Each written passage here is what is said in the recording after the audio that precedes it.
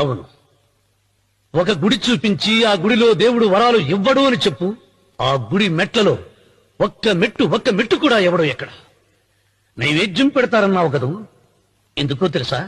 పెట్టిన క్షీరాన్నాలు, దద్దోజనాలు, పులిహోరాలు మనం మెక్కుతామని తెలిసి, అదే దేవుడు తింటాడని తెలిస్తే శనగ చెక్క, ఒక బెల్లపు ముక్క కూడా పెట్టరా.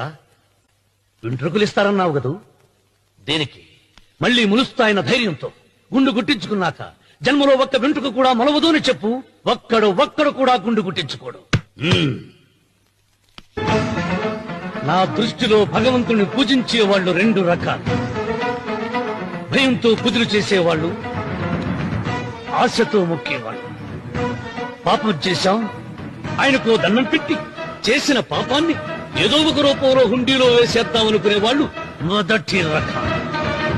మొక్కితే ఏదో దక్కుతుందని ఆశపడేవాళ్ళు రెండో రకం.